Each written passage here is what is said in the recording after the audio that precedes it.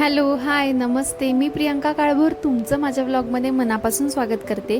आजच्या दिवसाची सुरुवात झाली आहे अक्षय तृतीयाच्या पूजेपासून. हो, आज अक्षय तृतीया आहे. ही व्हिडिओ एक दिवस लेट येईल तुमच्यासाठी. थोडंसं माझी धावपळ चालू होती. आजीचं डिस्चार्जचं चाललं होतं, सो तिला उद्या डिस्चार्ज भेटणार आहे. त्याच्यामुळे माझी ही व्हिडिओ थोडीशी लेट येईल तुमच्यासाठी. तो त्याच्यासाठी मी तुम्हाला सॉरी म्हणते. आणि मम्मीची पूजा वगैरे झाली आहे, रांगोळी काढते ती. मला फक्त फुलं व्हायची आहेत देवाला.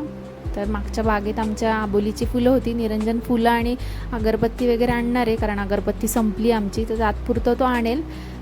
तात्पुरतं ह्याच्यासाठी कारण एक आमचं सिटीत म्हणजे रविवार पेठेत एक दुकान ठरलेलं आहे. आम्ही तिथूनच दरवेळेस अगरबत्ती, धूप ह्याचं कलेक्शन सगळं आमचं तिकडचंच असतं. तर ते मी तुम्हाला नक्की शेअर करेल. खूप सुंदर दुकान आहे ते.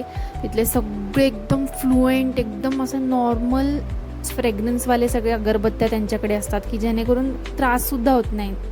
जास्ती फ्रेग्रन्ससारखा वास असला ना अगरबत्त्यांच्या काड्यांमध्ये की काही लोकांना त्रास होतो, तर तसं त्यांच्याकडे स्पेशली तयार केलेले आहेत तसे. मी एकदा नक्की जा तिथे, मी तुम्हाला दाखवेल.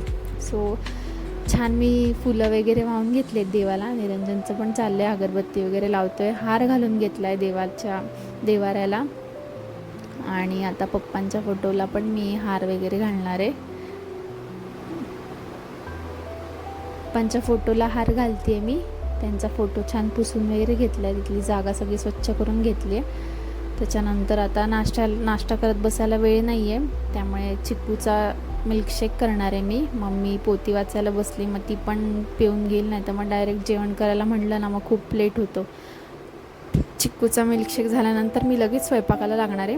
आजचा मेनू साधाच असेल आमचा. मी सांगेल तुम्हाला पुढे काय करणार आहे ते, कारण पप्पा गेल्यावर पहिलंच वर्ष आहे हे, त्यामुळे यावेळेस आंबेसुद्धा नाही आणलेत आम्ही. आमरस विकतच आणणार आहे थोडासा, देवाला नैवेद्यापुरतं दाखवायला, कारण आज आंबाच पुजतात, ते महत्त्वाचं असतं खूप. त्यामुळे उगाच नाट नको, मम्मी म्हणते की आण म्हणून आणणार आहे मी. आणि इथे मी चिक्कूचा मिल्कशेक करते आहे. त्याच्यासाठी मी कोको पावडर मस्ट आहे, मी घालतेच, त्याच्याशिवाय मला तो मिल्कशेक आवडत नाही. थोडीशी साखर घातली, कारण चिक्कू पिकलेले ते गोडच असतील. आणि दूध घातले आणि हे छान मिक्सरमध्ये मी बारीक करून घेणार आहे. मिल्कशेकसारखी कन्सिस्टन्सी येस तोपर्यंत. 3च ग्लास करायचे, त्यामुळे मी 3च चिक्कू घेतलेत. तुम्ही जास्ती पण घेऊ शकता तुमच्या स्वीटनेसनुसार. तुम्हाला कितपत गोड आवडते त्याच्यावर आहे सगळं डिपेंड. मग इथे कोको पावडरवरून मस्त थोडीशी घातली गार्निशिंगला. आणि अजून 2 कप होईल असं एवढा केला आहे मिल्कशेक मी. पण ते कशासाठी, संध्याकाळी भूक लागते दोघींना, उर्वीला आणि डुग्गूला. मग ते मी फ्रीजला ठेवेल आणि 4 वाजता वगैरे त्यांना देईल प्यायला, कारण त्यांचं ऑलरेडी खाऊन झालं आत्ता. मग मम्मीला मिल्कशेक ठेवला मी तिथे. तिला म्हटलं तुझं झालं की पिऊन घे. तोपर्यंत मी स्वयंपाकाची तयारी करायला घेतली. इथे कुकर लावले. डाळ थोडीच लावणार आहे, कारण वरण ऑलरेडी आहे कालचं राहिलेलं, त्यामुळे नैवेद्याला शिळं नको, त्यामुळे मी हे वरण लावते थोडंसं. आणि डुग्गूला पण होईल, उर्वीला पण होईल ताजं. राईस लावला आहे, डाळ लावली आहे, आमरस. एवढाच आमचा आजचा बेत आहे, बाकीचं काही करणार नाही आहे. सो कुकर लावून घेतला आहे. आमरस बाहेरून आणला आहे, पण त्याच्यात दूध घालून आणि थोडीशी साखर घालून तो मी वाढवला आहे आमरस. इथे लगेच पप्पांच्या नैवेद्य काढते मी. त्यांना खूप आवडायचा आमरस. आणि वरण भात पण फार आवडायची. तुरीच्या डाळीचं वरण प्लेन आणि त्याच्यावर तूप, हे त्यांचं दरवेळेस ठरलेलं असायचं. त्यांना खूप आवडायचा भात. ज्या ज्या गोष्टी त्यांना खायच्या नव्हत्या, डायबिटीज वगैरे होतं, त्या सगळ्या गोष्टी त्यांना फार आवडायच्या. पण आता नाही येत ते आमच्यात. तर नैवेद्य दाखवला आहे मी त्यांना. डुग्गूने पाणी आणलं आहे नैवेद्य दाखवण्यासाठी. त्यांना नैवेद्य दाखवला आहे. इथे देवाचं पण मी ताट करते वेगळं, तिथे पण नैवेद्य ठेवणार आहे मी. आणि मग आम्ही सगळे जेवायला बसणार आहे.